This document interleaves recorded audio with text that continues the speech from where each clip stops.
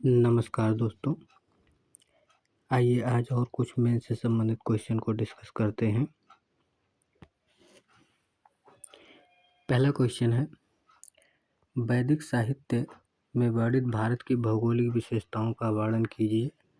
वैदिक साहित्य में वर्णित भारत की भौगोलिक विशेषताएं। ठीक है, अब आइए देखते हैं क्या है। वैदिक साहित्य मतलब ऋग्वेद, सामवेद, यजुर्वेद, अथर्ववेद और ब्राह्मण ग्रंथों के साथ आरण्यक, उपनिषद न केवल धार्मिक दार्शनिक ग्रंथ हैं, बल्कि वे इस काल के भारत के भूगोल, समाज, जलवायु और पर्यावरण को भी सजीव झलक प्रस्तुत करते हैं।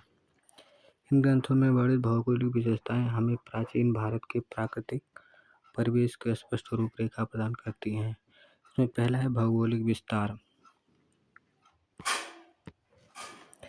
वैदिक भारत में सप्त सिंधु प्रदेश कहा गया है, जो सिंधु नदी और उसकी सहायक नदियों झेलम, चेनाब, रावी, ब्यास, सतलज, सरस्वती के मध्य का क्षेत्र था। बाद में वैदिक काल में यह क्षेत्र गंगा यमुना के मैदान तक विस्तृत हो गया। ऋग्वेद में सिंधु, सरस्वती, गंगा, यमुना, घृतवती, शतुद्री, विपाशा जैसी नदियों का उल्लेख मिलता है।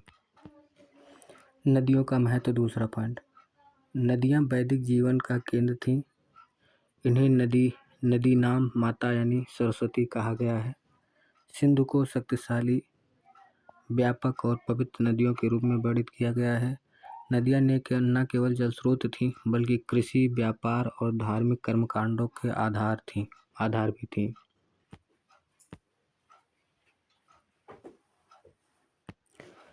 अगली पॉइंट है कृति और प्राकृतिक परिवेश। वैदिक ग्रंथों में पर्वत, मैदान, वन और मरुस्थल का वर्णन मिलता है। हिमालय को देवताओं का निवास स्थान कहा गया है। मरुमाने शब्द का पश्चिम में राजस्थान के शुष्क क्षेत्रों का संकेत मिलता है। घास भूमि, वन प्रदेश, कृषि योग्य उपजाऊ भूमि का उल्लेख मिलता है। जलवायु और वनस्पति। जलवायु सामान्यतः समशीतोष्ण और कृषि अनुकूल थी। वर्षा ऋतु का महत्व था और इंद्र को मेघों का देवता के रूप में पुकारा गया है। गाय, घोड़ा, हाथी आदि पशुओं का उल्लेख दर्शाता है कि यह विविध जैविक पर्यावरण वाला क्षेत्र था। जनपद और क्षेत्रीय विस्तार। ऋग्वैदिक काल में जन यानी कुल आधारित समाज था। बाद में जनपद की अवधारणा विकसित हुई। इनमें कुरु, पंचाल, विदेह, कौशल, मगध जैसे क्षेत्रों में उल्लेख उत्तर भारत का राजनीतिक भौगोलिक इकाइयों के रूप में मिलता है। अब इसका निष्कर्ष रूप में क्या लिखेंगे? वैदिक साहित्य से स्पष्ट होता है कि उस काल का भारत मुख्यतः उत्तर पश्चिम और गंगा यमुना दोआब क्षेत्र तक सीमित था, परंतु धीरे धीरे इसका विस्तार पूर्व की ओर हुआ। नदियाँ, पर्वत, वन और कृषि भूमि वैदिक जीवन के अभिन्न अंग थे। इस प्रकार वैदिक ग्रंथ केवल धार्मिक ग्रंथ नहीं, बल्कि प्राचीन भारत के भौगोलिक, पारिस्थितिक और सांस्कृतिक परिदृश्य का विश्वसनीय दस्तावेज हैं। अगला क्वेश्चन है, 600 से 300 ईसा पूर्व में मानव की सामाजिक आर्थिक विकास में लौह खनिज की भूमिका का वर्णन करना है। तो अब इससे जो है 600 से उत्तर है इसका 600 से 300 ईसा पूर्व लौह खनिज की भूमिका में सामाजिक आर्थिक विकास के परिप्रेक्ष्य में। तो 600 से 300 ईसा पूर्व का काल भारतीय इतिहास में उत्तर वैदिक युग से महाजनपद काल तथा मौर्य साम्राज्य के उदय तक का संक्रमण काल था। इस काल में लौह धातु यानी आयरन की खोज और व्यापक उपयोग के भारत के सामाजिक, आर्थिक, राजनीतिक ढांचे में गहराई से प्रभावित किया।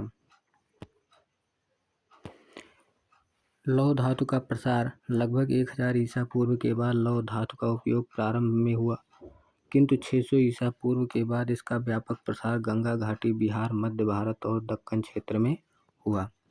पूर्वी उत्तर प्रदेश, बिहार, मगध क्षेत्र में लौह उत्पादन के प्रमुख केंद्र बने। लोहा पहले से उपयोग में रहे तांबा और कांसे की तुलना में अधिक सस्ता और मजबूत व टिकाऊ था। दूसरी पॉइंट है कृषि क्रांति और आर्थिक परिवर्तन। लौह के औजारों जैसे हल हो गया, फावड़ा हो गया, दरांती आदि ने वनों की कटाई, भूमि की जुताई और कृषि उत्पादन को अत्यधिक बढ़ाया। इससे गंगा यमुना दोआब और मगध जैसे क्षेत्रों में घनी बस्तियां और अस्थायी कृषि आधारित अर्थव्यवस्था विकसित हुई। कृषि अधिशेष से व्यापार, शिल्प और नगरीकरण को बल मिला। तीसरी पॉइंट है नगरीकरण और व्यापारिक विकास। लौह युग ने द्वितीय नगरीकरण यानी सेकंड अर्बनाइजेशन की नींव रखी, जिसमें राजगृह, वैशाली, कौशाम्बी, वाराणसी, श्रावस्ती जैसे नगर व्यापार और प्रशासन के केंद्र बने। लोहे के औजारों ने हस्तशिल्प, निर्माण कार्य और परिवहन साधनों को भी विकसित किया। लौह उपकरणों से कृषि उत्पादन में वृद्धि से अंतर क्षेत्रीय व्यापार प्रोत्साहित किया। अगली पॉइंट है सामाजिक और राजनीतिक प्रभाव। कृषि उत्पादन और व्यापारिक वृद्धि ने धन संपत्ति और वर्ग विभाजन बढ़ाया। समाज में कृषक, व्यापारी, शिल्पकार और सशक्त हुए। लौह तकनीक के प्रयोग से राजन्य वर्ग यानी क्षत्रिय को सैन्य शक्ति बढ़ी, जिससे महाजनपदों और मगध साम्राज्य का उत्थान संभव हुआ। लौह हथियारों ने राज्यों के बीच युद्ध और विस्तार नीति को बल दिया। निष्कर्ष रूप में लिखेंगे 600 से 300 ईसा पूर्व का लौह युग भारतीय इतिहास के परिवर्तनकारी युग था। लौह उपकरणों ने कृषि, उद्योग, व्यापार, शहरीकरण और राज्य निर्माण की प्रक्रिया को तीव्र किया। इस काल का आर्थिक समृद्धि, सामाजिक विविधता और राजनीतिक केंद्रीकरण सभी लौह के उपयोग से गहराई से जुड़े थे। इस प्रकार लौह धातु ने मानव सभ्यता का न केवल तकनीकी रूप से सशक्त किया, बल्कि भारत के ऐतिहासिक विकास की नई दिशा भी निर्धारित की। नेक्स्ट अगला क्वेश्चन है, विश्व शांति में बौद्ध साहित्य की भूमिका का वर्णन कीजिए। तो विश्व शांति में साहित्य की भूमिका। बौद्ध साहित्य केवल धार्मिक उपदेशों का संग्रह नहीं, बल्कि मानवता, करुणा और विश्व बंधुत्व का दार्शनिक घोष है। बुद्ध के उपदेशों ने न केवल भारत बल्कि पूरे विश्व में अहिंसा, करुणा और सह-अस्तित्व की भावना को प्रेरित किया। इस साहित्य ने युद्ध और हिंसा से ग्रस्त मानव समाज को शांति, सहिष्णुता और नैतिकता की दिशा दिखाई। अब इसकी मेन बॉडी में पहली पॉइंट होगी बौद्ध साहित्य की मूल शिक्षाएं। जैसे बौद्ध साहित्य का आधार त्रिपिटक, जिसमें विनय पिटक, सूत्र पिटक और अभिधम्म पिटक हैं। इन ग्रंथों में प्रस्तुत सिद्धांत जैसे अहिंसा, जिसको अप्रघात, मध्यम मार्ग, मिडिल पाथ हो गया, करुणा, कंपैशन और मैत्री यानी लविंग काइंड का वर्णन मिलता है। यदि हम कुछ विस्तृत करें, अहिंसा का मतलब होता है, यहाँ मनसा वाचा कर्मणा से अहिंसा की बात करते हैं। मिडिल का पाथ का मतलब होता है न बहुत सुख और न बहुत दुख, यानी तपस्या कर बल देते हैं, बल्कि मध्यम पाथ का अनुसरण करते हैं। करुणा का मतलब होता है किसी पर जो दुख होता है, दुख को अपना दुख अनुभूत करना ही करुणा होता है। मैत्री यानी लविंग काइंड मतलब होता है, यानी जो आज हम बंधुत्व कहते हैं, यानी एक व्यक्ति दूसरे मानव से मानव का प्रेम की बात की गई है। अगली पॉइंट है सम्यक दृष्टि और सम्यक आचरण मतलब होता है दृष्टिकोण अपना सही रखना और आचरण यानी नैतिकता की बात की। मानव जीवन में आंतरिक शांति और सामाजिक समरसता स्थापना में साधन है ना, उन्होंने माना। दूसरी पॉइंट है शांति और नैतिक आचरण। बौद्ध साहित्य में यह कहा गया है कि ना ही वीरेन वीरानी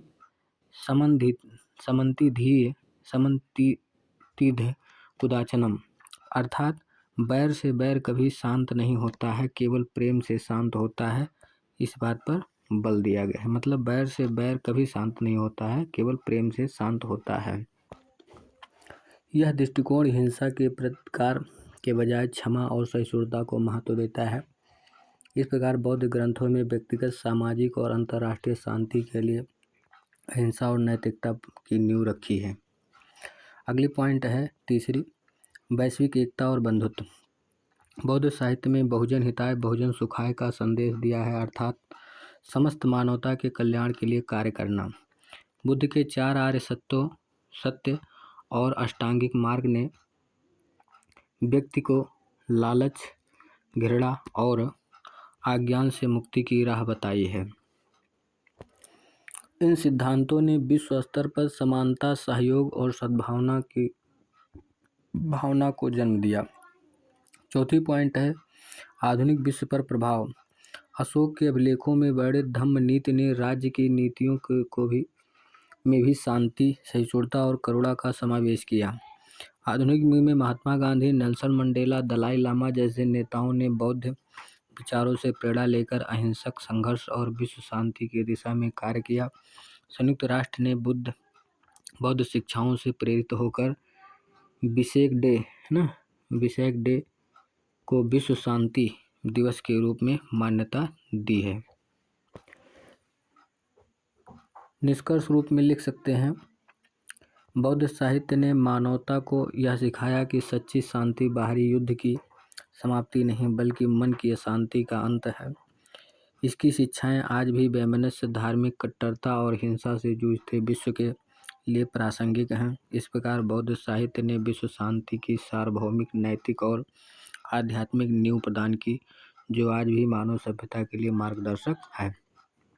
इस प्रकार अब हम अगले क्वेश्चन पर चलते हैं। अगला क्वेश्चन है, गंधार कला के विपरीत मथुरा कला में विशुद्ध भारतीयता के तत्व दृष्टिगत होते हैं। इस कथन पर प्रकाश डालना है। तो गंधार कला के विपरीत मथुरा कला में विशुद्ध भारतीयता के तत्व। गंधार कला आप देखेंगे तो अफगानिस्तान, पाकिस्तान क्षेत्र में है, जबकि मथुरा कला आपको भारतीय क्षेत्र में मिलेगा। तो इसमें है, इसे लिखेंगे, भारत की मूर्तिकला परंपरा में गंधार और मथुरा कला दो प्रमुख शैलियां हैं, जिनका विकास लगभग पहली शताब्दी ईसा पूर्व से तीसरी शताब्दी ईस्वी के बीच हुआ है। दोनों ही शैलियों ने बुद्ध यानी बोधिसत्व और जैन हिंदू प्रतिमाओं पर के निर्माण किया है, किंतु इनके सांस्कृतिक मूल, शैलीगत विशेषताएं और दार्शनिक दृष्टियों में गहरा अंतर है। तो जो अंतर है अब उनको स्पष्ट। सबसे पहली पॉइंट में गंधार कला की विशेषताएं देखेंगे। गंधार कला का विकास उत्तर पश्चिम भारत यानी अब पाकिस्तान, अफगानिस्तान क्षेत्र में हुआ है। यह कला यूनानी, रोमन और यूनानी प्रभाव यानी इस पर विदेशी प्रभाव है। मूर्तियां यथार्थवादी हैं, मतलब इसी जीवन इहलौकिक हैं, यानी शारीरिक सौंदर्य पर आधारित हैं तथा वस्त्रों को सूक्ष्म विवरण से युक्त थीं। बुद्ध की प्रतिमाएं ग्रीक देवताओं की भांति लहरदार केस, नुकीली नाक और गहरी आंखें व पतले वस्त्र दिखाई देते हैं। तो यह कला बाह्य सौंदर्य और भौतिक यथार्थवाद पर केंद्रित थी। मथुरा कला के विशेषताओं में देखते हैं। मथुरा कला का विकास उत्तर भारत के मथुरा क्षेत्र में हुआ, जो भारतीय सांस्कृतिक परंपरा का केंद्र था। यह कला पूर्णतः स्वदेशी और मौलिक थी। मूर्तियां लाल बलुआ पत्थर से बनी थी, जिनमें जीवंतता, आध्यात्मिक तेज और भावाभिव्यक्ति का समन्वय किया गया। कुल मिला के इसमें आपको कुछ आध्यात्मिक चीज़ें मिलेंगी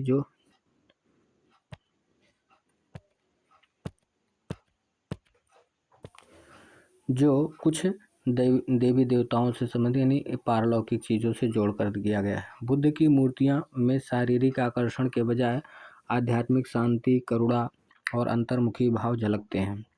वस्त्र शरीर से सटे हुए होते हैं, यह लगभग अदृश्य, जिससे मूर्तियों की आत्मीयता बनी रहती है।